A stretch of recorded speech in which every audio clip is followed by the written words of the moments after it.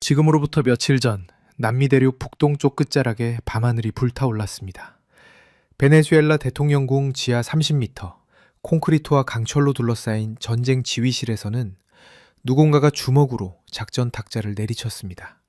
탁자 위 모니터들은 수도 카라카스 외곽의 정유시설이 화염에 휩싸인 참혹한 광경을 실시간으로 송출하고 있었죠.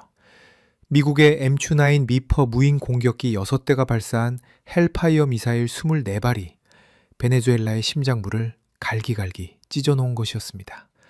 화면 속에서는 100억 달러 상당의 정제시설이 검은 연기를 뿜어내며 무너져 내리고 있었습니다. 오랜 세월 베네수엘라 경제를 지탱해온 석유 수출의 핵심 시설이 단 15분 만에 잔해로 변해버린 것이었죠.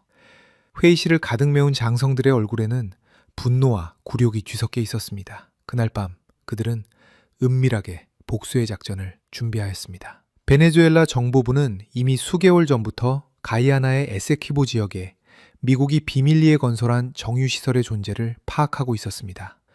표면적으로는 가이아나 정부 소유였지만 실질적으로는 미국 석유 메이저들이 운영하는 이 시설은 하루 10만 배럴의 원유를 정제하며 카리브해 전역에 연료를 공급하고 있었고 미국의 남미 에너지 전략에서 핵심적인 거점이었던 것입니다. 그들은 이곳을 보복 타겟으로 정했습니다. 베네수엘라 마라카이보 서쪽 200km, 콜롬비아 국경 인근의 깊은 정글 속에는 거대한 콘크리트 지하 벙커가 있었습니다. 소련 시절 쿠바에 건설되었던 미사일 기지를 본떠 만든 이 지하시설은 수십 년간 베네수엘라군의 가장 은밀한 군사기지로 활용되어 왔습니다. 그리고 최근 이곳에 중국에서 비밀리에 도착한 50대 99식 A형 주력전차들이 대기하고 있었습니다. 중국 인민해방군 육군이 자랑하는 최신예 전차인 99식 A형은 52톤의 거대한 최신예 전차들이었죠. 1500마력의 디젤 엔진은 이 괴물 같은 기계를 시속 80km까지 밀어붙일 수 있었고 125mm 활강포는 2km밖의 목표물도 관통시킬 수 있었습니다. 포탑과 차체를 감싼 복합장갑은 9세대 대전차 무기들을 무력화시켰고 능동 방어 시스템은 날아오는 미사일을 요격할 수 있었습니다. 베네수엘라는 이 전차들을 확보하기 위해 15억 달러를 지불했고 국제사회의 제재를 피해 우회적인 경로로 대금을 송금했죠. 중국 측은 민간 화물선으로 위장한 수송선 3척에 전차들을 분산 적재하여 태평양과 파나마 운하를 거쳐 베네수엘라로 보냈습니다. 50대의 전차, 베네수엘라 지상군 기갑전력의 새로운 핵심이었습니다. 12월 31일 오전 3시, 마라카이보 기지의 거대한 강철문이 천천히 열렸습니다. 어둠 속에서 낮게 울리는 엔진음과 함께 50대의 99식 A형 전차들이 하나둘씩 모습을 드러냈습니다. 각 전차의 포탑 위에는 적외선 조명과 열상 장비가 장착되어 있었고 차체 측면에는 추가 연료 탱크와 예비 궤도가 고정되어 있었습니다. 전차자장들은 각자의 포탑 패치에서 상반신을 내밀고 주변을 경계했습니다. 그들 대부분은 러시아나 중국에서 전차 운용 훈련을 받은 베테랑들이었습니다. 평균 나이 32살, 평균 전차 조종 경력 8년, 베네수엘라 군이 보유한 최정예 기갑 요원들이었습니다. 이동 경로는 철저하게 계획되어 있었습니다. 베네수엘라 영토 내에서는 주요 도로를 피해 정글 속 비포장 도로와 강바닥을 따라 이동, 국경을 넘어서는 가이아나 남서부의 밀림지대를 관통하여 목표 지점인 에세퀴보 정유시설까지 직선거리로 350km를 돌파해야 했습니다. 50대의 전차는 10대씩 5개 소대로 편성되었습니다. 선두에는 정찰 및 지뢰 제거 임무를 맡은 제1소대가, 중앙에는 주 공격 전력인 제2소대와 제3소대가, 측면 경계는 제4소대가, 그리고 후방 예비대로 제5소대가 배치되었습니다. 오전 4시 15분, 종대는 국경을 향해 움직이기 시작했습니다. 베네수엘라와 가이아나의 국경지대는 인적이 드문 정글과 습지로 이루어져 있었습니다. 공식적인 국경 검문소는 몇 곳뿐이었고 대부분의 구간은 단지 지도상의 선으로만 존재했습니다. 베네수엘라군은 이 점을 활용했습니다. 전차 종대는 쿠유니 강의 지류를 건너며 가이아나 영토로 진입했습니다. 강물은 허리춤까지 차올랐지만 52톤의 전차들은 천천히 강바닥을 밟으며 전진했죠. 엔진 배기구에서 뿜어져 나온 매연이 새벽 안개와 뒤섞였고 그 궤도가 강바닥의 자갈을 으스러뜨리는 소리가 정글의 정적을 깼습니다. 국경 침투는 성공적이었습니다. 가이아나군의 국경 수비대는 이 지역에 단 2개 소대에 60여 명만을 배치하고 있었고 그들의 주요 감시 장비는 국경 도로에 집중되어 있었습니다. 정글 깊숙한 곳에서 중국산 최신의 탱크 50대가 침투하리라고는 예상하지 못했죠. 하지만 베네수엘라군은 한 가지 중요한 사실을 간과하고 있었습니다. 가이아나는 작은 나라였지만 만일의 사태에 대비도 하고 있었죠. 결코 방심하고 있지 않았습니다. 조지타운, 가이아나의 수도. 대서양 연안의 이 작은 도시 외곽에는 6개월 전 완공된 최신식 통합방공센터가 자리 잡고 있었습니다. 이스라엘과 미국의 기술 지원으로 건설된 이 시설은 가이아나 영공과 영토 전역을 실시간으로 감시하고 있었습니다. 평화로운 12월 31일 오전 7시 12분, 센터의 레이더 담당관은 이상한 신호를 포착했습니다. 가이아나 남서부 쿠유니강 유역에서 감지된 다수의 지상이동체, 속도는 시속 30km 내외, 이동 패턴은 군사종대의 전형적인 모습을 보이고 있었습니다. 합성 개구 레이더가 포착한 영상을 확대하자 담당관의 얼굴이 굳어졌습니다. 전차였습니다. 그것도 한두 대가 아니었습니다. 레이더 담당관은 즉시 경보를 울렸습니다. 가이아나 국방부는 즉각 비상사태를 선포했고 대통령은 긴급 안보회의를 소집했습니다. 회의실에 모인 장성들의 표정은 심각했죠. 왜냐하면 가이아나군 전체 병력은 3,500명에 불과했고 기갑전력이라고는 구형 장갑차 몇 대가 전부였기 때문입니다. 아니, 정확히는 6개월 전까지 그랬습니다. 가이아나는 지난 5년간 에세키보 해상 유전 개발로 천문학적인 수익을 올렸습니다. 연간 30억 배럴의 원유가 발견된 이 유전은 가이아나를 남미 최빈국에서 일약 신흥 부국으로 탈바꿈시켰습니다. 그리고 가이아나 정부는 이 돈의 상당 부분을 국방력 강화에 투자했습니다. 그 중에서도 가장 중요한 투자는 대한민국으로부터 K2 흑표 주력전차 10대를 도입한 것이었습니다. 총 구매 비용 2억 5천만 달러. 전차 10대와 함께 훈련 교관 파견, 정비 부속 공급, 그리고 2년간의 기술 지원이 포함된 패키지 계약이었습니다. 가이아나 정부는 이 전차들을 에세퀴보 정유시설 방어의 핵심 전력으로 배치했습니다. K2 흑표. 이 한국산 괴물은 현존하는 세계 최강의 주력전차 중 하나였습니다.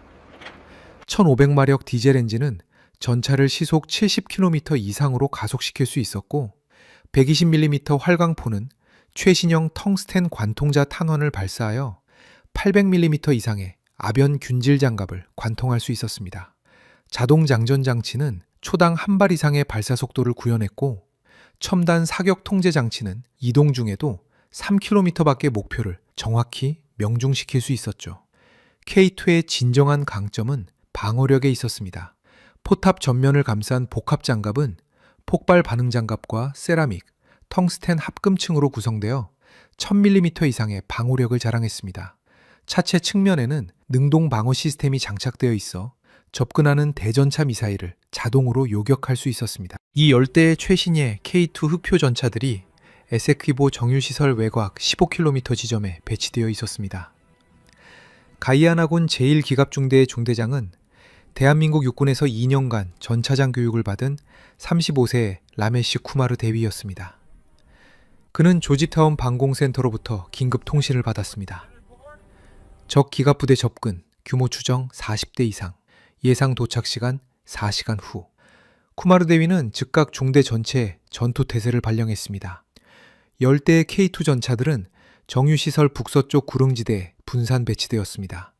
이 지역은 정유시설로 접근하는 유일한 평탄한 경로를 내려다보는 전략적 요충지였습니다. 각 전차는 헤드다운 진지를 구축했습니다. 불도저가 먼저 구릉의 역경 사면을 파내어 전차가 들어갈 수 있는 참호를 만들었고 전차들은 포탑만 능선 위로 드러낸 채 차체를 완전히 숨겼습니다. 진지 전면에는 대전차 지뢰가 매설되었고 측면에는 위장막과 나뭇가지로 전차의 실루엣을 흐트러뜨렸습니다. 오전 11시 모든 준비가 완료되었습니다. 쿠마르 대위는 자신의 전차 포탑 위에 서서 북서쪽 지평선을 바라보았습니다. 저 너머 어딘가에서 50대의 적 전차들이 은밀하고 빠르게 다가오고 있었습니다. 5대1의 압도적인 수적 열세였습니다. 하지만 쿠마르 대위는 전혀 두렵지 않았죠. 그는 자신이 조종하는 K2 흑표의 성능을 너무나도 잘 알고 있었습니다. 한국 육군 교관들이 반복해서 강조했던 말이 떠올랐습니다. 이 전차는 단순한 무기가 아니라 전장을 지배하는 시스템이다. 제대로 사용한다면 10배 많은 적도 충분히 격퇴할 수 있다. 대위는 무전기를 들었습니다. 중대 전체에 간결한 명령이 하달되었습니다. 적 전차 발견 시 즉각 보고하라. 오후 12시 45분 베네수엘라군 전차 종대는 에세퀴보 정유시설로부터 북서쪽 25km 지점에 도달했습니다. 지금까지의 행군은 순조로웠습니다. 가이아나군의 저항은 전혀 없었고 정찰 헬기나 무인기의 출현도 없었죠. 종대 지휘관인 알베르토 로아스 중령은 안도의 한숨을 내쉬었습니다. 작전은 계획대로 진행되고 있었습니다. 이대로라면 오후 4시쯤 정유시설에 도달하여 포격을 개시할 수 있을 것 같았죠. 하지만 로아스 중령은 한 가지 중요한 사실을 몰랐습니다. 가이아나군은 이미 그들이 접근하는 것을 알고 있다는 사실이죠. 오후 1시 15분 베네수엘라군 선두 전차가 완만한 계곡으로 진입했습니다. 양쪽으로 낮은 구릉이 이어지는 이 지형은 폭 1km, 길이 3km에 달하는 통로였습니다. 정찰조는 이 구간에 적의 배치가 없다고 보고했습니다. 하지만 그것은 크나큰 오판이었습니다. 구릉 너머 역경 사면에는 10대의 K2 흑표가 숨을 죽이고 대기하고 있었고 각 전차의 포수는 열상 조준경을 통해 계곡으로 진입하는 베네수엘라 전차들을 포착해 놓은 상태였죠. 거리 4,500m, 아직 사격거리 밖이었습니다. 쿠마르 대위는 참았습니다. 전차들을 사정권 안에 두기 위해 더 깊숙이 들어올 때까지 기다려야 했습니다. 오후 1시 30분 베네수엘라군 전차 50대 전부가 계곡 안으로 들어왔습니다. 그들은 종대를 유지한 채 시속 20km로 전진하고 있었습니다. 각 전차 사이의 간격은 50m 정도였습니다. 쿠마르 대위는 무전기를 들었습니다. 그의 목소리는 차갑고 단호했습니다. 전차량, 사격 준비, 목표 지정, 선두 차량부터 순차적으로, 거리 2800, 관통탄 장전. 10대의 K2 전차에서 자동 장전 장치가 작동했습니다. 120mm KEW 탄이 장전되었습니다. 길이 700mm의 이 탄환은 탄두의 텅스텐 합금으로 만들어진 관통자가 들어있었습니다. 직경 22mm, 길이 500mm의 이 관통자는 발사 시 포신 내부에서 초속 1700m로 가속됩니다. 운동에너지만으로 1000mm 이상의 장갑을 관통할 수 있는 괴물 같은 무기였습니다. 각 전차의 포수는 조준경을 통해 목표물을 포착했습니다. 탄도 컴퓨터가 자동으로 거리와 풍속, 목표물의 이동 속도를 계산했습니다. 십자선이 목표물의 중심에 고정되었습니다. 포수의 엄지손가락이 발사 버튼 위에 올려졌습니다. 쿠마르 대위는 10초를 세웠고 곧장 명령이 떨어졌습니다. 사격! 10대의 K2 전차가 동시에 불을 뿜었습니다. 120mm 포구에서 거대한 화염이 분출되었습니다. 포신 내부의 장약이 폭발하며 섭씨 3000도의 고압가스가 발생했고 이 가스는 관통자를 초속 1700m로 밀어냈습니다. 포구를 빠져나온 관통자는 공기를 찢으며 빠른 속도로 날아갔습니다. 발사 시 발생한 충격파가 주변의 나뭇잎을 흩날렸고 포구 화염은 10m 밖까지 뻗어나갔습니다. 10발의 탄원은 1.5초 만에 2800m를 날아가 목표물에 명중했습니다. 선두의 베네수엘라 전차 10대가 거의 동시에 폭발했습니다. KEW-3 관통자는 90부식 A형 전차의 전면 장갑을 마치 종이를 뚫듯이 관통했습니다. 초속 1700m의 텅스텐 화살은 장갑을 뚫고 들어가며 섭씨 수천 도의 고열을 발생시켰고 장갑 내부에서 파편이 사방으로 튀었습니다. 관통자는 전차 내부를 관통하며 모든 것을 파괴했습니다. 포탄 적재함을 관통하면 장약이 폭발했고 엔진실을 관통하면 연료 탱크가 폭발했습니다. 일부 전차는 포탑이 차체에서 분리되어 10m 높이로 튕겨 올랐습니다. 일부는 측면으로 뒤집혔습니다. 일부는 그대로 멈춰서서 검은 연기를 뿜어냈습니다. 불과 3초 만에 베네수엘라군은 10대의 전차를 삼실했습니다. 살아남은 40대의 전차는 즉각 비상기동에 들어갔습니다. 하지만 그들은 적이 어디 있는지조차 파악하지 못하고 있었죠. K2 전차들은 역경 사면에 숨어 있어 육안으로는 보이지 않았고 발사 시 발생한 섬광도 구릉 너머에 가려져 있었습니다. 공황이 시작되었습니다.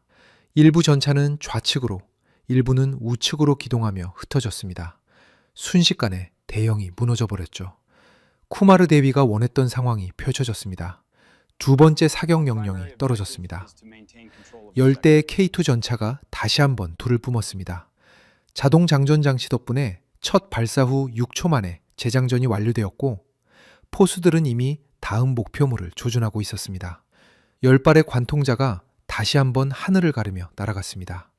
이번에는 좌우로 분산 기동 중이던 전차들이 목표였습니다.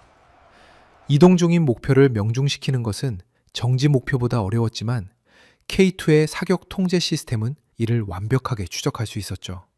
8발이 명중했습니다. 8대의 베네수엘라 전차가 추가로 격파되었습니다. 베네수엘라군 종대 지휘관 로하스 중령은 경악했습니다. 불과 10초 만에 18대의 전차가 파괴됐기 때문이죠. 그는 즉시 전 차량의 연막탄 발사를 명령했습니다. 가까스로 살아남은 32대의 전차에서 연막탄이 발사되었습니다. 포탑 양쪽에 장착된 연막 발사기에서 12발의 연막탄이 튀어나와 전차 주변에 떨어졌습니다. 흰색 연막이 피어올라 순식간에 계곡 전체를 뒤덮었습니다. 가시거리가 20m 이하로 떨어졌습니다. 하지만 연막은 K2 전차에게 아무런 장애물이 되지 못했습니다. K2의 포수 조준경에는 열상 장비가 장착되어 있었습니다.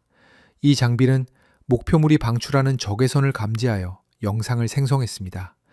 연막은 가시광선을 차단할 수 있지만 뜨거운 엔진에서 발산되는 적외선은 막을 수 없었습니다. 세 번째 사격이 시작되었습니다. 연막 속에서 베네수엘라 전차들은 계속해서 폭발했습니다. 그들의 입장에서는 보이지 않는 적이 어디서 날아오는지도 모르는 포탄으로 바로 옆의 전차를 정확하게 박살내고 있었던 소름 돋는 상황이었습니다. 오후 1시 40분, 전투 시작 10분 만에 베네수엘라군은 28대의 전차가 격파되었습니다. 남은 것은 단 22대뿐이었습니다. 로하스 중령은 절망했지만 군인이었기에 후퇴는 있을 수 없었습니다. 그는 남은 전차들을 집결시켜 적진을 향한 돌격을 명령했습니다. 22대의 전차가 연막을 뚫고 구릉을 향해 돌진하기 시작했습니다.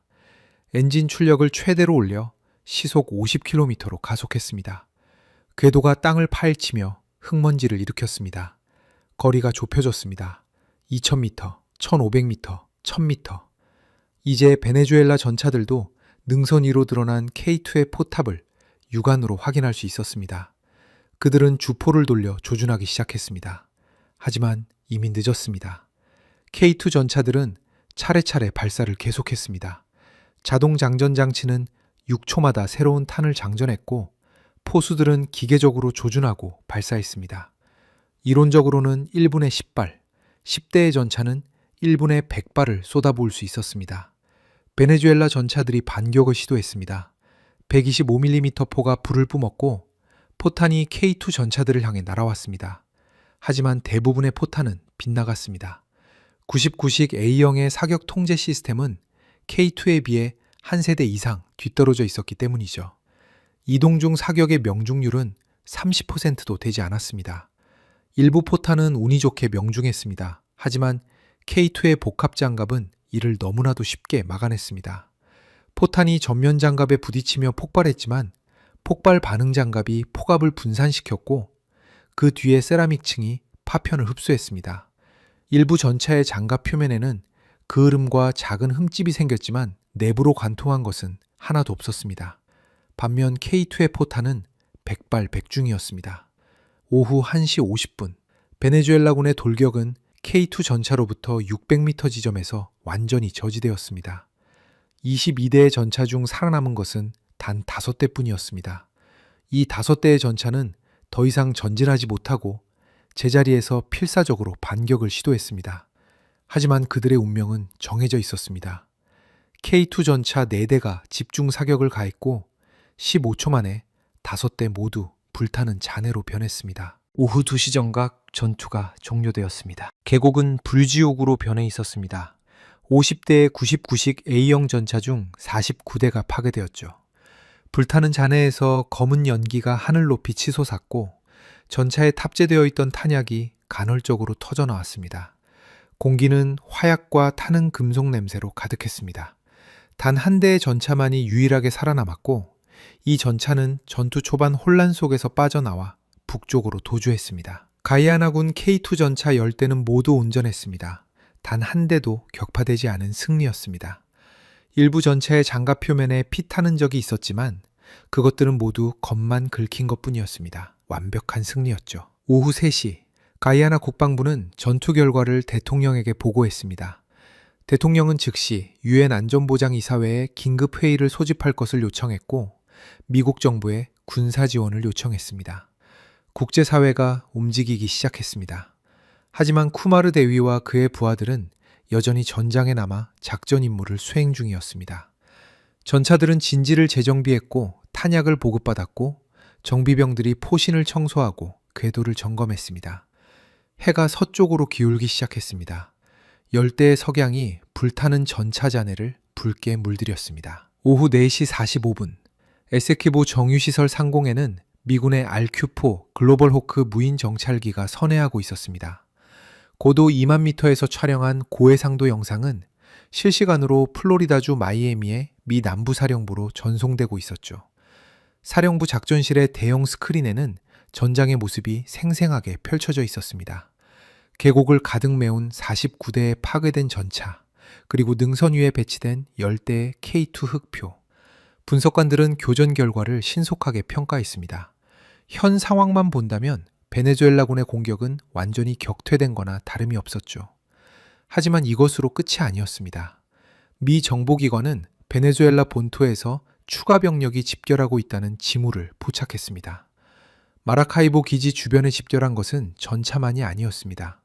보병 전투차 30대, 자주포 20문, 그리고 수송 헬기 12대. 베네수엘라는 기계화 여단 규모의 병력을 재편성하고 있었습니다. 미국은 즉각 대응에 나섰습니다.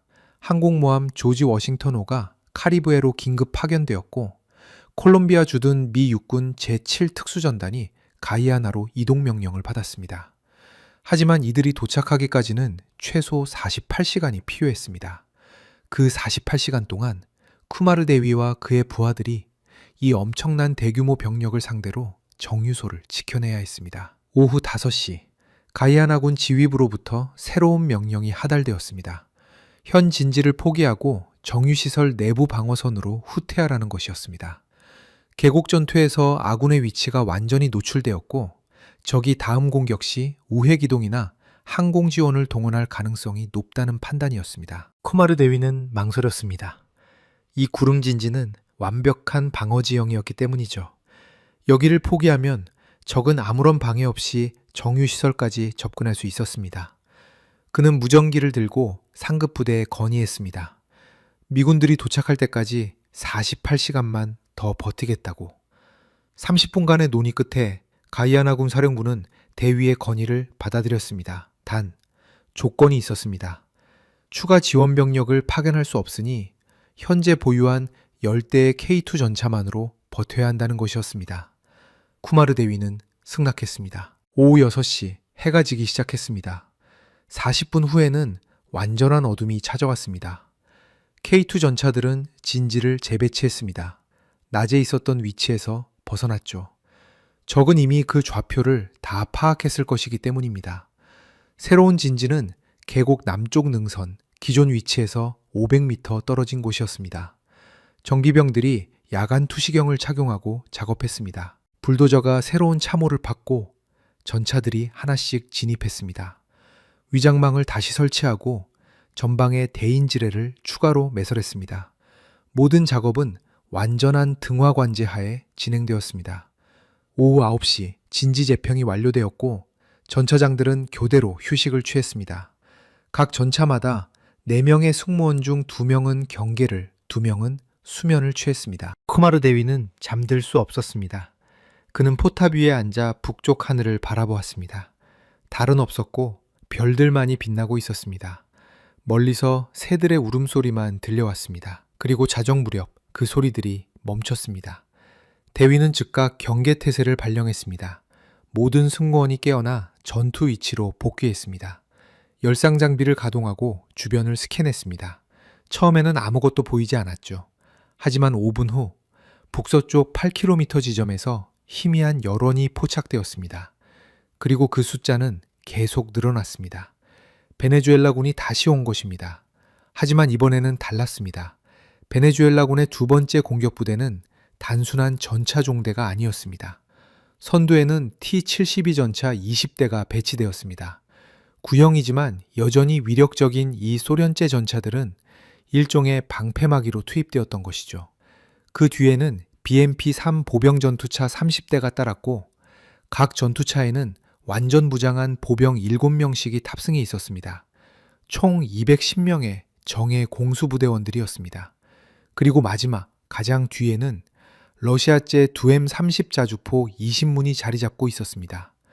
155mm 곡사포를 장착한 이 자주포들은 간접 사격으로 K2 전차 진지를 제압할 준비가 되어 있었습니다. 작전 계획은 치밀했습니다. 먼저 자주포가 추정 진지 위치에 포격을 가해 K2 전차들의 위치를 노출시킵니다. 노출된 위치를 향해 T-72 전차들이 돌격하며 화력을 집중합니다. 그 사이 보병 전투차들은 측면으로 우회하여 전차들의 측후방을 공격하는 것이었죠. 오전 00시 30분, 베네수엘라군 자주포가 사격 준비를 완료했습니다. 거리는 12km, 유효 사거리 내였습니다. 20문의 자주포가 일제히 포구를 하늘로 치켜들었습니다. 탄약수들이 고폭탄을 장전했습니다.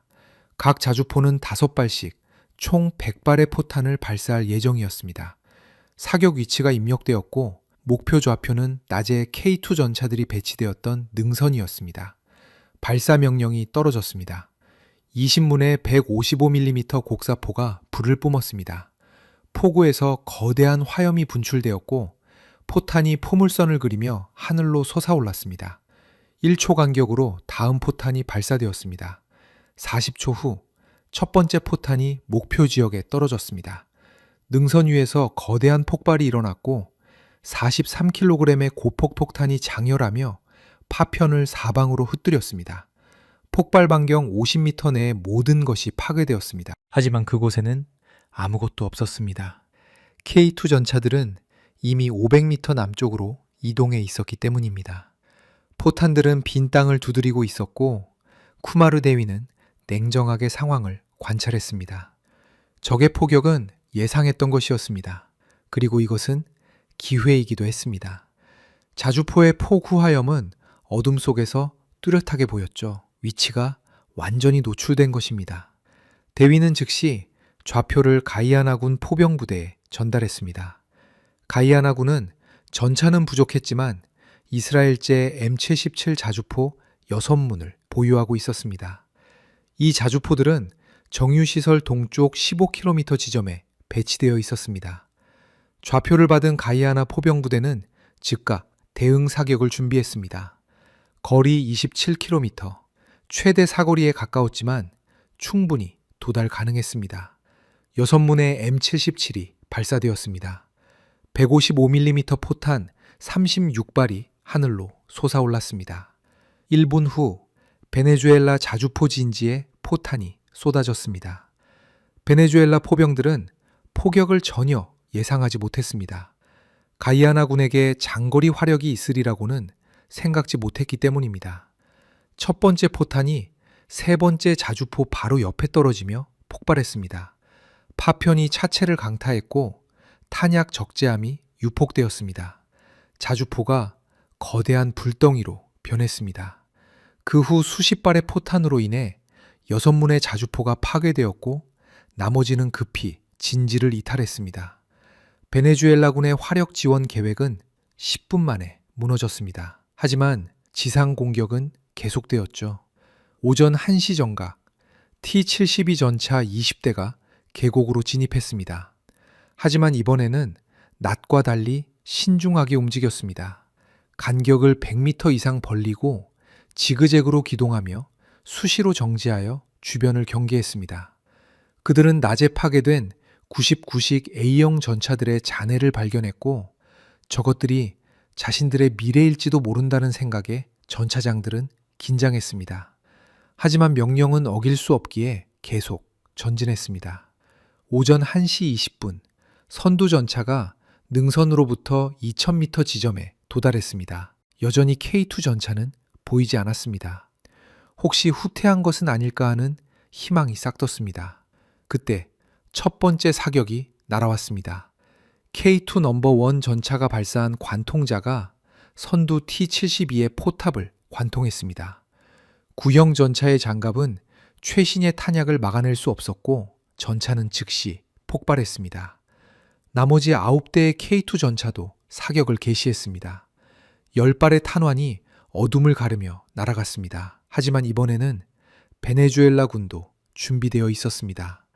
넓게 분산 배치한 덕분에 첫 일제 사격으로 격파된 것은 5대뿐이었습니다. 나머지 15대는 즉각 연막탄을 발사하고 지그재그 기동을 시작했습니다.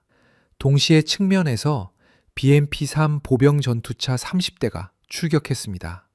그들은 계곡 양쪽 구릉의 측면을 따라 고속으로 기동하며 K2 진지를 우회하려 했습니다. 쿠마르 대위는 상황을 즉시 파악했습니다.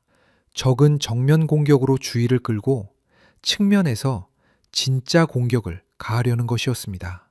그는 신속하게 결정했습니다. 10대의 전차를 두 그룹으로 분할했습니다. 5대는 정면의 T-72 전차들과 계속 교전하고 나머지 5대는 좌우 측면으로 이동하여 보병 전투차들을 저지한다는 계획이었죠. K2 넘버 6부터 넘버 10까지 5대의 전차가 진지에서 이탈하여 기동을 시작했습니다. 엔진 최대 출력으로 회전하며 55톤의 전차를 가속시켰습니다. 시속 60km까지 속도를 올렸습니다. 넘버 6와 7은 좌측으로, 넘버 8, 9, 10은 우측으로 향했습니다. 좌측 능선을 타고 올라오던 BMP-3 보병 전투차 15대는 갑자기 나타난 2대의 K2 전차와 마주쳤습니다. 거리는 600m.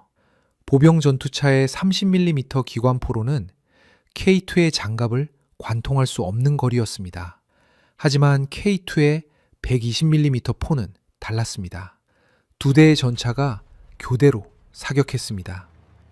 한 대가 쏘는 동안 다른 한 대는 재장전했습니다. 6초마다 한 발씩.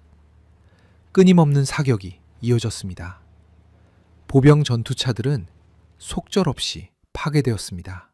18톤의 가벼운 차체는 관통자탄 한 발이면 충분했습니다. 어떤 것은 앞에서 뒤까지 완전히 관통당했습니다. 몇몇 전투차는 연료 탱크에 명중하여 화염에 휩싸였습니다. 살아남은 보병 전투차들은 후방 해치를 열고 보병들을 내렸습니다. 보병들은 RPG-7 대전차 로켓과 AT-4 코르넷 대전차 미사일로 무장하고 있었습니다. 하지만 그들이 무기를 조준하기도 전에 K2 전차의 동축 기관총과 원격 조종 기관총이 불을 뿜었습니다. 7.62mm 총탄이 초당 10발씩 쏟아졌습니다. 보병들은 엄폐물을 찾아 흩어졌습니다. 일부는 대전차 미사일 발사에 성공했습니다. 코르넷 미사일 3발이 K2 넘버 6를 향해 날아왔습니다. 그 순간 K2의 능동 방어 시스템이 작동했습니다. 전차 주변에 배치된 레이더가 접근하는 미사일을 감지했고 자동으로 요격탄을 발사했습니다. 작은 폭발물들이 미사일의 비행 경로를 향해 튀어나가 공중에서 폭발했습니다. 파편이 미사일의 유도 장치를 파괴했고 미사일들은 목표를 벗어나 땅에 떨어졌습니다. 3발 중 2발은 요격되었고 한 발은 빠져나가 전차의 측면 장갑을 강타했습니다. 엄청난 폭음과 함께 전차가 흔들렸습니다. 코르넷 미사일의 성형 작약탄도가 폭발하며 장갑을 뚫으려 했습니다. 하지만 측면에 장착된 복합 장갑과 반응 장갑이 이를 막아냈습니다. 폭발 에너지가 분산되었고 금속 제트는 내부로 관통하지 못했습니다. K2 넘버 6는 멈추지 않았습니다. 전차는 미사일을 발사한 위치를 향해 주포를 돌렸고 고폭탄을 발사했습니다. 폭발로 3명의 베네수엘라 보병이 쓰러졌습니다. 우측 능선에서도 비슷한 전투가 벌어지고 있었습니다. K2 넘버 8, 9, 10이 15대의 보병 전투차와 교전했습니다. 여기서도 결과는 일방적이었습니다. 오전 2시 30대의 보병 전투차 중 시물 7대가 격파되었습니다. 남은 3대는 후퇴했고 살아남은 보병들은 어둠 속으로 흩어졌습니다. 하지만 정면의 상황은 달랐습니다. T-72 전차들은 수적 우위를 활용하여 K2 진지를 향해 계속 압박해 들어왔습니다. 연막과 지그재그 기동으로 명중률이 낮아졌고 일부 전차는 1000m 거리까지 접근했습니다. 그리고 거리가 가까워지면서 T-72의 125mm 포도 위협이 되기 시작했습니다. K2 넘버 2 전차가 T-72의 포탄에 명중당했습니다. 포탄은 포탑 측면 장갑을 강타했습니다. 폭발 반응 장갑이 작동했지만 그 뒤에 주장갑에도 깊은 홈이 패였습니다. 관통하지는 못했지만 충격으로 내부 승무원들이 크게 흔들렸습니다. 전차장의 헬멧이 포탑 내벽에 부딪혔고 그는 일시적으로 정신을 잃었죠. 포수가 지휘를 대신 맡아 계속 사격했습니다. K2 넘버 4도 피탄되었습니다. 이번에는 포탑 정면이었습니다. 장갑이 버텨냈지만 열상 조준경의 외부 렌즈가 파손되었습니다. 포수는 예비 조준경으로 전환했습니다. 베네수엘라군은 점점 더 가까이 다가왔습니다. 800m, 600m, 500m. 쿠마르 대위는 결단을 내렸습니다. 측면 방어를 마친 5대의 전차를 다시 정면으로 복귀시켰습니다. 10대의 K2 전차가 다시 집결했습니다. 그리고 남아있는 T-72 전차 9대를 향해 집중 사격을 가했습니다. 10대의 전차에서 일제히 발사했습니다. 10발의 관통자탄이 동시에 날아갔습니다. 거리가 가까워진 만큼 명중률도 높아졌죠. 역시나 10발 중 9발이 명중했습니다. 9대의 T-72 전차가 단 6초 만에 모두 파괴되었습니다. 마지막 남은 한 대는 방향을 돌려 퇴각하기 시작했습니다. 하지만 10대의 K2가 동시에 조준했고 10발의 탄환이 그 전차를 향해 날아갔습니다. 전차는 순식간에 산산조각이 나버렸습니다. 오전 2시 30분 두 번째 전투가 종료되었습니다. 베네수엘라군은 T-72 전차 20대, BMP-3 보병 전투차 27대, 자주포 6문, 그리고 보병 160여 명을 잃은 상황이었죠. 가이아나군 K2 전차는 여전히 10대 모두 정상 작동 가능했습니다. 2대가 장갑 손상을 입었지만 전투력에는 영향이 없었습니다. 하지만 완벽하지는 않았습니다. K2 넘버 2 전차의 전차장은 뇌진탕으로 후송되었고 넘버 4의 조준경은 파손되어 교체가 필요했습니다. 그리고 가장 심각한 것은 탄약이었습니다. 각 전차는 120mm 포탄을 40발씩 적재하고 있었습니다. 2번의 전투를 거치며 평균 25발을 소모했죠. 남은 탄약은 각 전차당 평균 15발. 한 번의 격렬한 교전이면 바닥날 양이었습니다. 쿠마르 대위는 즉시 탄약 보급을 요청했습니다. 하지만 가이아나군의 답변은 냉혹했습니다. K2형 120mm 포탄 재고는 200발이 전부이고 그것도 수도 조지타운의 중앙 보급창에 있었던 것이었습니다. 이곳까지 수송하려면 최소 6시간이 필요했죠. 6시간. 베네수엘라군이 세 번째 공격을 준비하기에 충분한 시간이었습니다. 대위는 승무원들에게 탄약 아끼라고 지시했습니다. 확실한 명중이 예상될 때만 발사하라고. 그리고 보조무장인 기관총과 유탄 발사기를 최대한 활용하라고 명령했습니다. 오전 3시 전장에 다시 정적이 찾아왔습니다. 승무원들은 교대로 짧은 휴식을 취하고 있었고 정비병들이 손상된 부위를 응급 수리했습니다. 쿠마르 대위는 포탑 위에 앉아 동쪽 하늘을 바라보았습니다. 아직 어두웠지만 수평선 끝이 희미하게 밝아지기 시작했습니다. 그리고 미군이 도착하기까지는 아직 36시간이 남아 있었습니다. 그 순간 북쪽 지평선 너머에서 다시 한번 희미한 엔진 소음이 들려오기 시작했습니다. 오전 5시 15분 베네수엘라 마라카이보 기지에서는 긴급 작전 회의가 진행되고 있었습니다. 회의실 안은 무거운 침묵으로 가득했습니다. 벽면의 스크린에는 지난 이틀간의 참담한 전투 결과가 표시되어 있었습니다.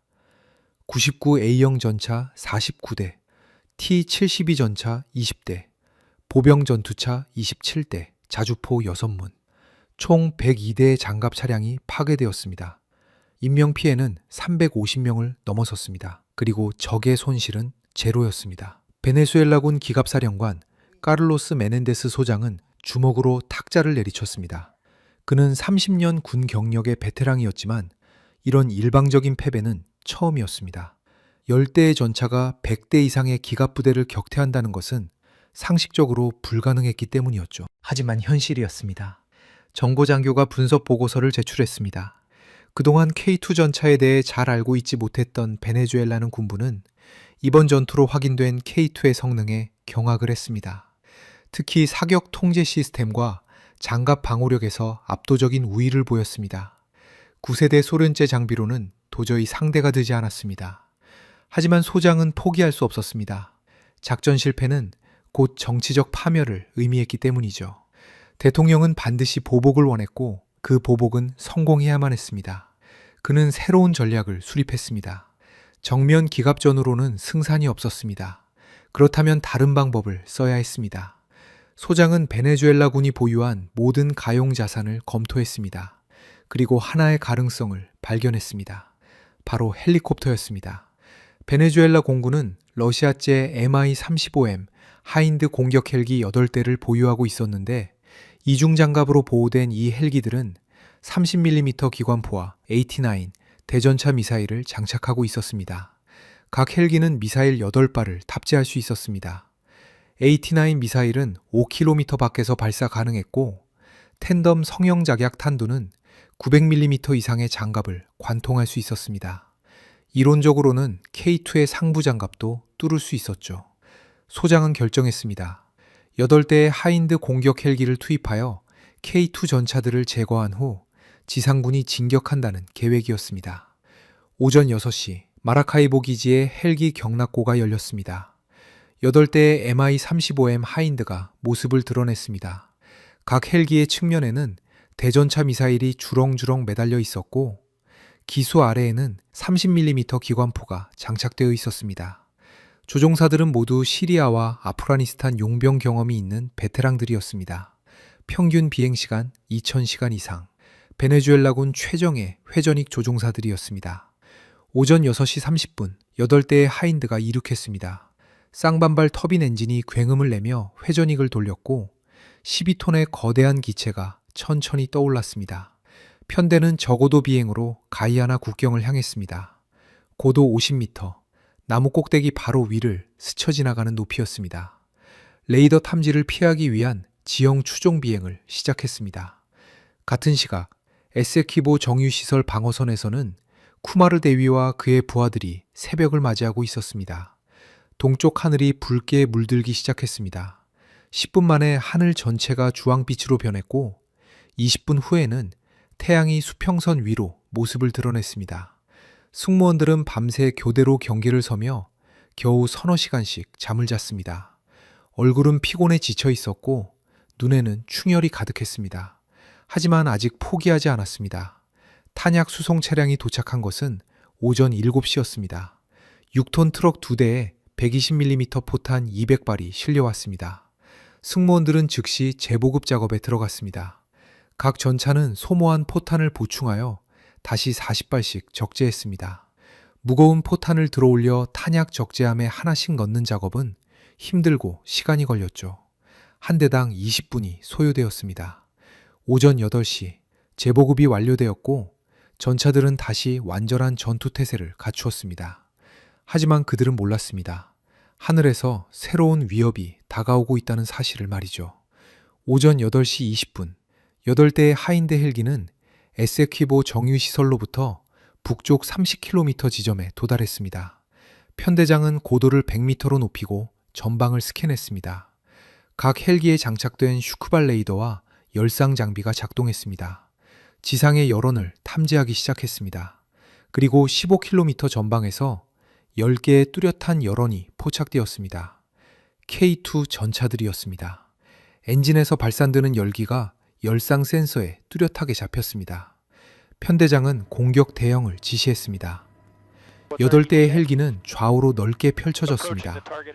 간격은 1km씩, 총 8km에 걸친 횡대 진영이었습니다.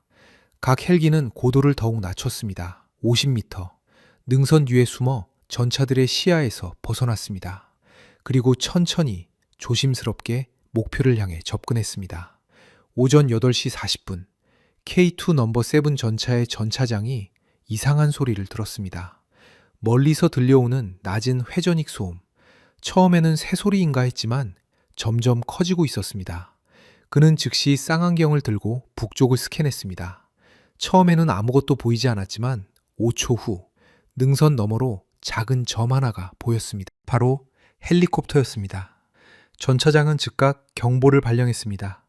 쿠마르 대위는 즉시 전 차량에 대공 경계 태세를 명령했습니다. 10대의 K2 전차가 주포를 하늘로 치켜들었습니다. 하지만 주포는 대공 사격용이 아니었습니다. 안각이 제한되어 있어 낮게 비행하는 헬기를 조준할 수 없었습니다. 각 전차의 원격 조종 기관총이 하늘을 향했습니다.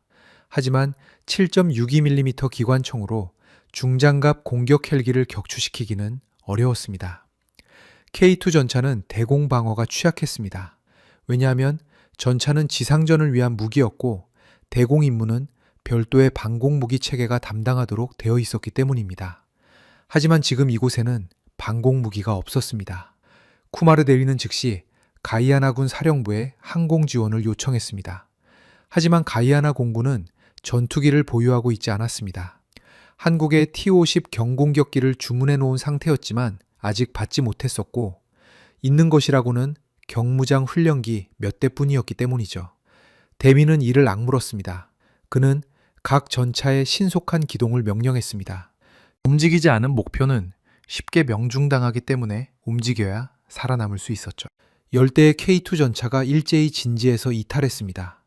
엔진 출력을 최대로 올리고 사방으로 흩어졌습니다. 어떤 전차는 북쪽으로, 어떤 전차는 남쪽으로, 어떤 전차는 능선 뒤로 숨었습니다.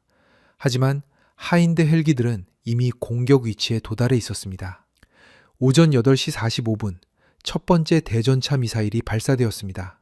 하인드 넘버 1의 무장 장교가 조준 레티클을 두 번째 K2 전차에 고정시켰습니다. 레이저 거리 측정기가 거리를 계산했습니다. 4,800m. 유효 사거리 내었습니다. 발사 버튼을 눌렀습니다. AT-9 대전차 미사일이 파일런에서 분리되어 튀어나갔습니다. 고체 로켓 모터가 점화되며 미사일을 가속시켰음이죠. 초속 400m. 레이저 빔을 따라 목표를 향해 날아갔습니다. K2 넘버 2의 승무원들은 미사일이 접근하는 것을 육안으로 확인했고 전차장이 급격한 좌회전을 명령했습니다. 조종수가 레버를 당겼고 전차가 급격하게 방향을 틀었습니다. 하지만 레이저 유도 미사일은 목표의 기동을 추적했습니다. 비행 경로를 수정하며 계속 추격했습니다. 12초 후 미사일이 전차의 포탑 상부를 강타했습니다. 거대한 폭발이 일어났습니다. 텐덤 탄두의 선행 작약이 먼저 폭발하며 반응 장갑을 무력화시켰고 뒤따라온 주작약이 폭발하며 금속 제트를 생성했습니다. 섭씨 6,000도의 구리 제트가 장갑을 뚫고 들어가려 했습니다. K2의 상부 장갑은 전면이나 측면보다 얇았습니다. 대공 위협을 고려하지 않은 설계였기 때문에 장갑 두께는 50mm에 불과했습니다. 금속 제트가 장갑을 관통했습니다. 포탑 내부로 고열의 제트와 파편이 쏟아져 들어왔습니다. 전차장과 포수가 즉시 쓰러졌습니다. 장전수는 심한 화상을 입었고 조종수만이 무사했습니다. 전차는 멈춰섰습니다. 검은 연기가 포탑 해치에서 피어올랐습니다. K2 전차가 처음으로 격파된 것입니다. 나머지 7대의 하인드 헬기도 동시에 공격을 개시했습니다. 총 56발의 대전차 미사일이 하늘을 가득 메웠습니다. 9대의 K2 전차는 필사적으로 기동했습니다. 지그재그로 달리고 급정지하고 방향을 바꾸고 연막을 뿌렸습니다. 하지만 레이저 유도 미사일은 연막의 영향을 받지 않았습니다. K2 넘버 5가 두 번째로 격파되었습니다. 미사일이 엔진실 상부를 관통했고 연료 탱크가 폭발했습니다. 전차가 거대한 불덩이로 변했습니다. K2 넘버 9은 능동 방어 시스템으로 한 발의 미사일을 유격했습니다. 하지만 두 번째 미사일은 막지 못했습니다. 포탑 후면에 명중했고 장약이 유폭되었습니다. 포탑이 차체에서 분리되어 공중으로 튕겨 올랐습니다. 불과 3분 만에 10대의 K2 전차 중 3대가 격파되었습니다. 쿠마르데이는 절망했습니다. 지상전에서는 무적이었던 K2 전차들이 공중 공격 앞에서는 속절없이 무너지고 있었기 때문이죠. 하지만 그는 포기하지 않았습니다. 대위는 남은 7대의 전차에 명령했습니다. 더 이상 도망치지 마라. 공격하라. 7대의 K2 전차가 방향을 돌려 헬기들을 향해 돌격하기 시작했습니다. 거리를 좁혔습니다. 3,000m, 2,000m, 1,500m. 하인드 헬기 조종사들은 당황했습니다.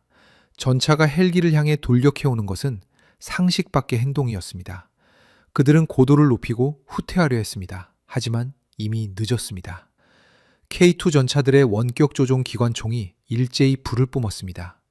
7.62mm 포탄이 하늘을 향해 쏟아졌죠. 1분에 600발. 7대가 동시에 쏘면 1분에 4,200발이었습니다. 총탄의 벽이 하늘을 가득 메웠습니다. 하인드 넘버 6가 총탄 세례를 받았습니다. 중장갑 헬기였지만 집중 사격 앞에서는 버틸 수 없었죠. 회전익의 유압 라인이 끊어졌고 엔진 카울링에 구멍이 뚫렸습니다. 헬기가 휘청거리기 시작했습니다. 조종사는 필사적으로 조종관을 조작했지만 헬기는 통제를 잃었습니다. 급격하게 고도가 떨어지기 시작했고 5초 후 헬기는 땅에 충돌하여 폭발했습니다. 하인드 넘버 3도 기관총 사격에 꼬리 로터를 맞았습니다. 방향 제어가 불가능해졌고 헬기는 제자리에서 빙글빙글 돌기 시작했습니다. 조종사가 비상 착륙을 시도했지만 착륙 과정에서 기체가 전복되었습니다. 나머지 6대의 하인드는 급히 고도를 높이고 후퇴했습니다. 3,000m 밖으로 벗어났습니다. 기관총의 유효 사거리 밖이었습니다. 그곳에서 그들은 다시 미사일 공격을 재개했습니다. K2 넘버 1이 4번째로 격파되었고 K2 넘버 10이 5번째로 격파되었습니다. 이제 남은 것은 5대 뿐이었습니다. 쿠마르 대위의 전차 넘버 3, 넘버 4, 넘버 6, 넘버 8. 대위는 무전기를 들었습니다. 그의 목소리는 떨리고 있었습니다. 하지만 단호했습니다. 모든 차량, 정유시설로 후퇴, 건물 사이로 진입, 헬기의 시선을 차단한다.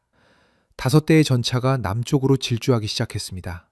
1500마력 엔진이 비명을 지르며 전차를 밀어붙였습니다. 시속 70km, K2의 최고 속도였습니다. 뒤에서 미사일이 날아왔습니다. K2 넘버 4가 엔진실에 피탄되어 멈춰섰습니다.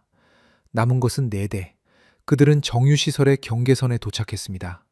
거대한 저장 탱크와 정제 설비가 빽빽하게 들어서 있었습니다. 전차들은 건물 사이의 좁은 통로로 진입했고 하인드 헬기들은 더 이상 추격하지 못했습니다.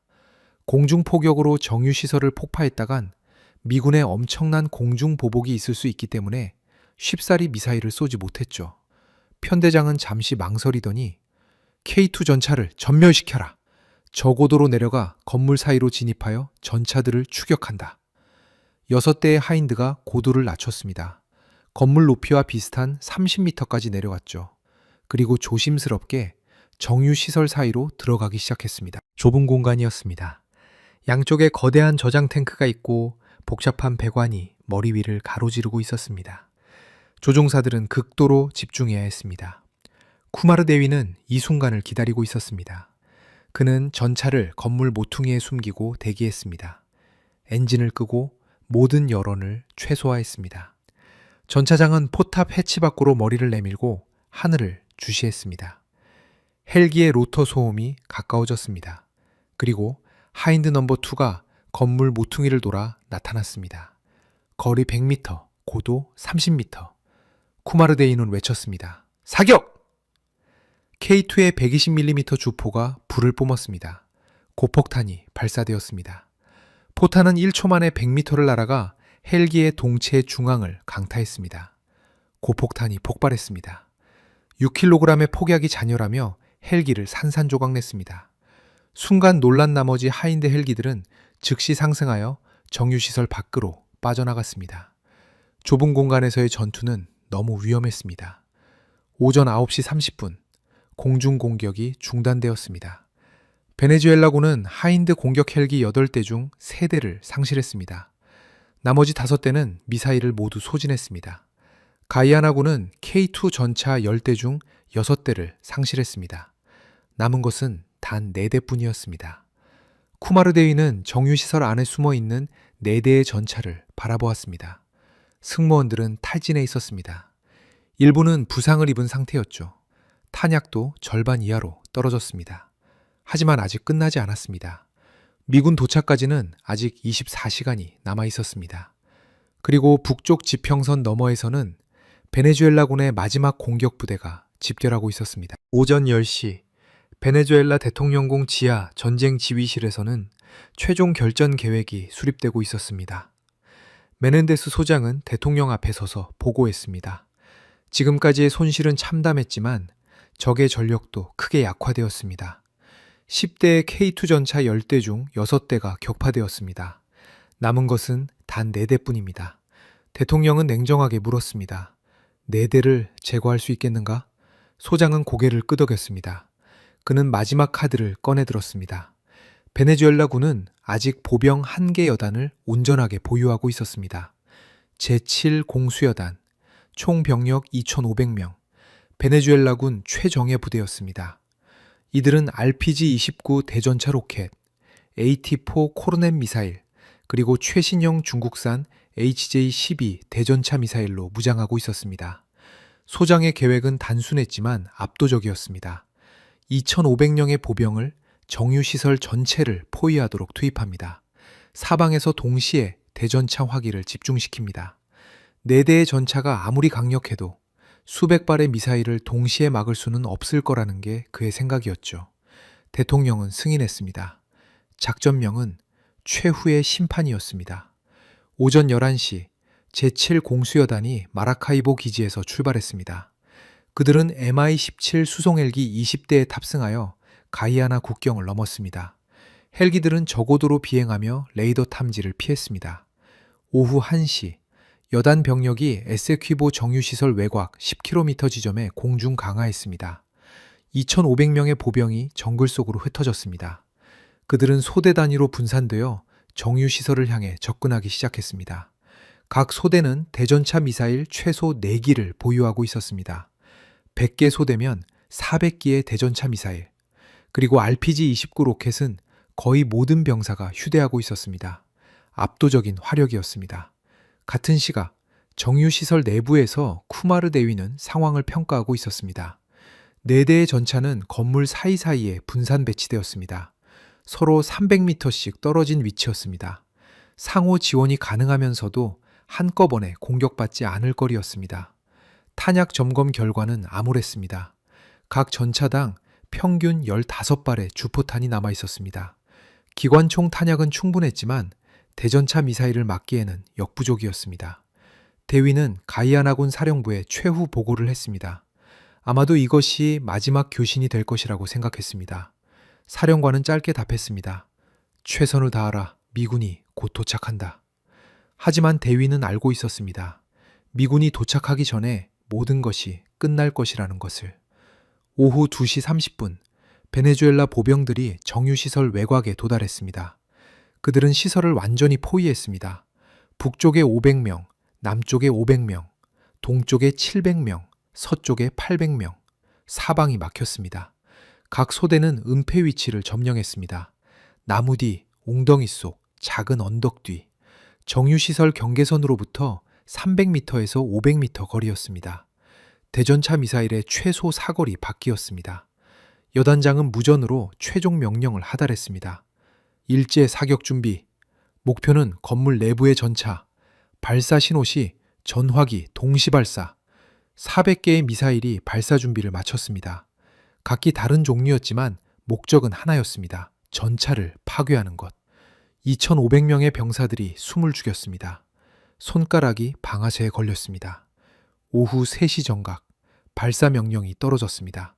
400발의 대전차 미사일이 동시에 발사되었습니다. 로켓 모터가 점화되며 하얀 연기가 피어올랐습니다. 미사일들이 포물선을 그리며 날아갔습니다. 동시에 수백 발의 RPG-29 로켓도 발사되었습니다.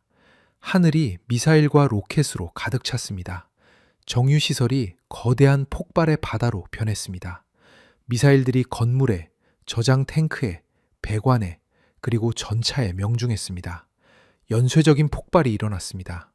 저장 탱크의 원유가 점화되어 거대한 화구를 만들었습니다. 배관이 파열되며 정제율과 쏟아져 나와 불길을 확산시켰습니다. 지옥이나 다름없었습니다. K2 넘버 6가 첫 번째로 격파되었습니다.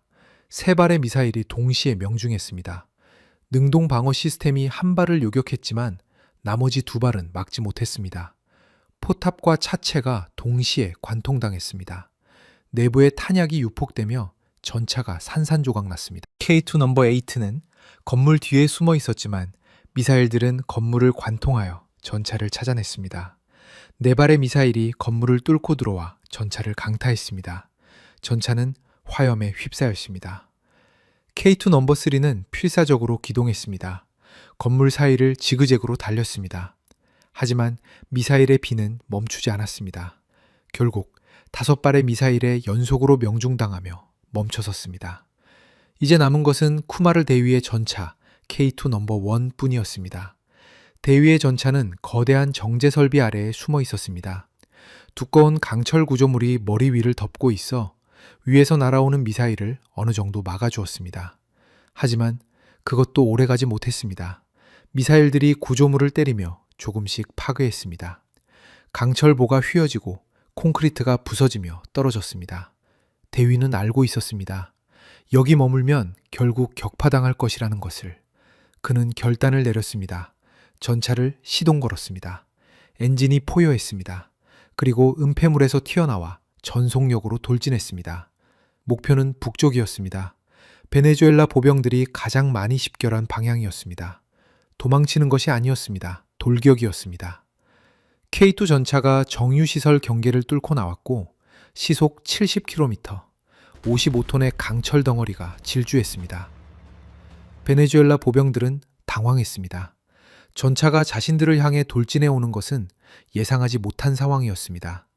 그들은 급히 미사일을 재장전하고 조준했습니다. 수십 발의 미사일이 전차를 향해 날아왔습니다. 능동방어 시스템이 미친 듯이 작동했습니다. 요격탄이 연속으로 발사되며 미사일들을 격추시켰습니다. 하지만 모두를 막을 수는 없었습니다. 한 발의 미사일이 전차의 측면을 강타했습니다. 반응 장갑이 폭발했지만 주장갑은 버텨냈습니다.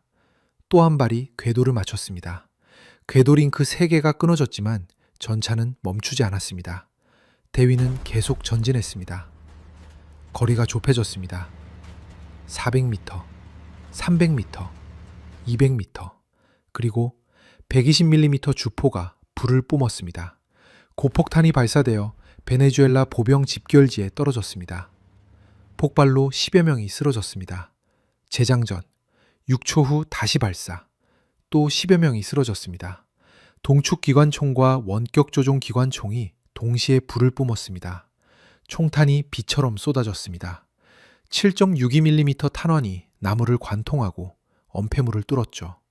베네수엘라 보병들이 무너지기 시작했습니다. 일부는 반격을 시도했지만 전차의 화력 앞에서는 무력했습니다. 상당수는 도주했습니다. 북쪽 방어선에 구멍이 뚫렸습니다. 쿠마르 대위는 그 틈을 향해 전차를 몰았습니다. 궤도가 땅을 파헤치며 전진했습니다. 나무를 밀어내고 덤불을 짓밟고 웅덩이를 건넜습니다.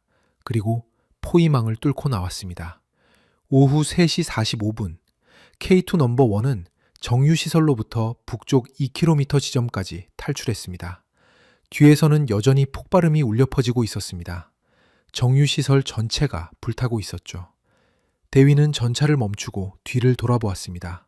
거대한 검은 연기 기둥이 하늘 높이 솟아올랐습니다. 그의 부하들이, 동료들이 그 속에 있었습니다. 생존자 확인 무전을 보냈습니다. 응답이 없었습니다. 다시 보냈습니다. 여전히 침묵이었습니다. K2 넘버 3, 6, 8 모두 응답이 없었습니다. 대위는 고개를 숙였습니다. 그의 눈에서 눈물이 흘러내렸습니다. 하지만 슬퍼할 시간은 없었습니다. 베네수엘라군이 추격해오고 있었기 때문이죠. 수십 대의 차량이 먼지를 일으키며 접근하고 있었습니다. 대위는 눈물을 닦았습니다. 조종수에게 명령했습니다. 계속 북쪽으로 멈추지 마라. 전차가 다시 움직이기 시작했습니다. 정글 속으로 깊이 들어갔고 나무들 사이로 사라졌습니다. 베네수엘라군 추격대가 도착했을 때 전차는 이미 보이지 않았습니다. 그들은 추적을 시도했지만 밀림 속에서 전차의 흔적을 찾기는 어려웠습니다. 오후 6시 해가 지기 시작했습니다. 추격은 중단되었습니다. 야간에 정글 속에서 전차를 찾는 것은 불가능했고 혹시나 모르는 매복에 당할 수 있었기 때문이었습니다.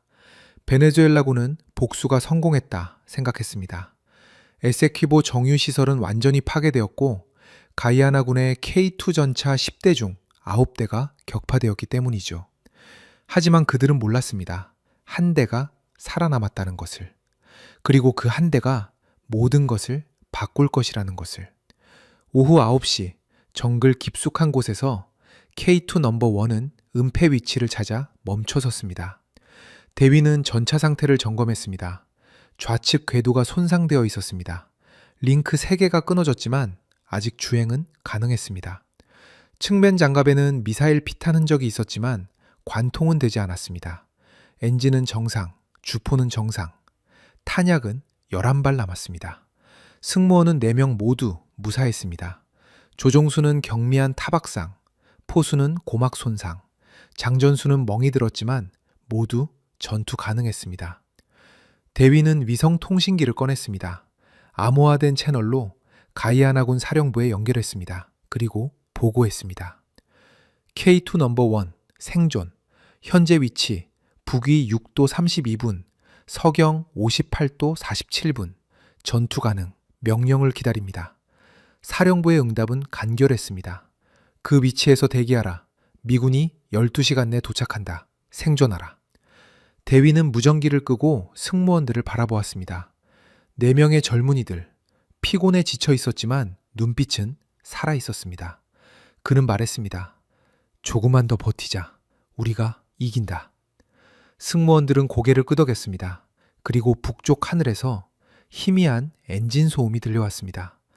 베네수엘라군이 야간 수색을 재개한 것입니다. 하지만 대위는 두렵지 않았습니다. 그는 이미 지옥문을 건너왔고 조금 더 버티는 것쯤은 할 수 있었습니다. 12월 31일 밤 10시 대서양 상공 7,000m 고도에서 미 공군 C-17 글로브 마스터 수송기 4대가 가이아나를 향해 비행하고 있었습니다. 기내에는 미 육군 제75 레인저 연대 제2대대 병력 520명이 탑승해 있었습니다. 그들은 완전 전투 장비로 무장하고 있었고 AT-4 제블린 대전차 미사일, FGM-148 제블린 미사일, 그리고 FIM-92 스팅어 대공 미사일을 휴대하고 있었습니다. 수송기 편대 지휘관은 가이아나 조지타운 공군기지에 착륙 허가를 요청했습니다. 허가가 떨어졌습니다. 자정, 4대의 수송기가 차례로 착륙했습니다. 후방 램프가 열리고 레인저 대원들이 쏟아져 나왔습니다. 그들은 즉시 헬기에 탑승했습니다. 가이아나군이 제공한 UH-60 블랙호크 헬기 12대 대, 미국이 6개월 전 가이아나에 공여한 것이었습니다. 헬기들이 이륙했습니다. 목적지는 에세퀴보 정유시설 북쪽 정글 지역, K2 넘버 1이 대기 중인 위치였습니다. 12월 31일 자정을 지나는 시각, 쿠마르 대위는 헬기 소음을 들었습니다. 처음에는 적인가 싶었지만 무전기에서 신호가 들려왔습니다. K2 넘버 1, 이쪽은 레인저 액추얼, 귀관의 위치로 접근 중, 저가식별 신호, 송출바람. 대위는 안도의 한숨을 내쉬었습니다. 미군이 왔습니다. 10분 후 블랙호크 헬기 3대가 착륙했습니다. 60명의 레인저 대원들이 하차하여 즉시 방어진지를 구축했고 나머지 헬기들은 상공에서 경계 비행을 했습니다. 레인저 대대장이 쿠마르 대위에게 다가왔습니다. 악수를 청했습니다. 잘 버텨주셨습니다, 대위. 이제 우리가 맡겠습니다. 대위는 악수를 받았습니다. 그의 손은 떨리고 있었습니다. 미군은 신속하게 작전을 전개했습니다. H-60 헬기가 공중에서 엄호했고 레인저들이 지상에서 수색을 시작했습니다. 베네수엘라군 수색대를 발견하면 즉시 교전했습니다. 새벽 3시 베네수엘라군은 미군과의 교전에서 30명의 사상자를 내고 후퇴했습니다. 그들은 더 이상 K2 전차를 추격할 수 없었죠. 새벽 5시 동쪽 하늘이 밝아오기 시작했고 12월 31일의 마지막 새벽이었습니다. 쿠마르 대위는 전차 포탑 위에 앉아 일출을 바라보았습니다. 오전 8시 미 해병대 상륙함 바타노가 가이아나 조지타운 항구에 입항했습니다. 함상에는 M1 에이브람스 전차 14대와 해병 1개 대대가 승선해 있었습니다. 미군의 본격적인 개입이 시작된 것입니다. 베네수엘라 정부는 즉시 유엔에 긴급 성명을 발표했습니다. 미국의 침략 행위라고 규탄했습니다. 하지만 국제사회의 반응은 냉담했습니다. 먼저 국경을 침범한 것은 베네수엘라였기 때문이죠. 오전 10시 베네수엘라 대통령은 긴급 강요회의를 소집했습니다. 회의는 3시간 동안 계속되었고 경론이 오갔습니다. 오후 1시 베네수엘라는 일방적 휴전을 선언했습니다. 가이아나 영토에서 전 병력을 철수한다고 발표했습니다. 전쟁은 끝났습니다. 이틀간의 전투, 베네수엘라군은 전차 70대, 장갑차 30대, 헬기 3대, 병력 500여 명을 상실했습니다. 가이아나군은 K2 전차 9대와 승무원 36명을 잃었습니다. 10대의 K2 전차가 100대 이상의 적 기갑부대를 격퇴했고 압도적인 수적 열세를 극복해 이틀 동안 방어선을 사수했습니다. 그리고 한 대가 끝까지 살아남아 미군이 도착할 때까지 버텼습니다. 이 전투는 전 세계 군사 전문가들을 놀라게 했습니다. 현대전에서 전차의 역할, 기술적 우위의 중요성을 보여준 사례였기 때문입니다. 2025년 12월 31일 오후 5시 쿠마르 대위와 그의 승무원들은 가이아나 수도 조지타운으로 복귀했습니다. K2 넘버1 전차는 저속 수송 차량에 실려 수도로 이동했습니다. 거리에는 시민들이 나와 환호했습니다. 그들은 가이아나의 영웅들이었습니다. 작은 나라를 지켜낸 4명의 전차병. 대통령이 직접 나와 그들을 맞이했습니다. 악수를 나누고 메달을 수여했습니다. 가이아나 최고 무공훈장이었습니다. 쿠마르 대위는 메달을 받으며 말했습니다. 이 메달은 제 것이 아닙니다. 돌아오지 못한 36명의 동료들 것입니다. 대통령은 고개를 끄덕였습니다. 그리고 모든 전사자에게 사후 훈장을 수여한다고 발표했습니다. 저녁 8시 조지타운 국립묘지에서는 전사자 추도식이 거행되었습니다. 36개의 관이 나란히 놓였습니다. 가족들이 울었습니다. 동료들이 격려했습니다. 쿠마르 대위는 추도사를 읽었습니다. 그의 목소리는 떨렸지만 또렷했습니다. 그들은 조국을 위해 싸웠습니다. 압도적인 적 앞에서도 물러서지 않았습니다. 마지막 순간까지 전우를 지켰습니다. 우리는 그들을 영원히 기억할 것입니다. 21발의 예포가 울렸습니다. 추모식이 끝난 후 대위는 홀로 국립묘지에 남았습니다. 그는 36개의 묘비 앞을 천천히 걸었습니다. 각 묘비에는 이름과 계급 그리고 간단한 문구가 새겨져 있었습니다. 조국을 위해 희생한 영웅들이 묻힌 곳. 대위는 무릎을 꿇었습니다. 그리고 조용히 말했습니다. 미안합니다. 여러분을 구하지 못해서. 하지만 약속합니다. 여러분의 희생을 헛되게 하지 않겠습니다. 그는 오랫동안 그렇게 앉아 있었습니다. 자정이 되었습니다. 2025년이 끝나고 2026년이 시작되었습니다. 멀리서 폭죽 소리가 들렸죠. 시민들이 새해를 축하하고 있었지만 하지만 영웅들이 묻힌 묘지는 조용했습니다. 대위는 일어나 마지막으로 경례를 하고 묘지를 떠났습니다. 그의 뒤로 K2 넘버1 전차가 국립박물관으로 운반되고 있었습니다. 이 전차는 영구 전시될 예정이었습니다. 가이아나의 자유를 지킨 상징으로. 전차의 장갑에는 여러 개의 피탄 흔적이 남아 있었습니다. 좌측 궤도는 여전히 손상된 채 있었고 포탑에는 그을음이 묻어 있었습니다. 오늘의 이야기는 숨겨진 전투, 에세키보 작전 이야기입니다. K2 흑표. 대한민국이 만든 이 전차는 남미의 작은 나라를 지켜냈습니다. 그리고 전 세계에 증명했습니다.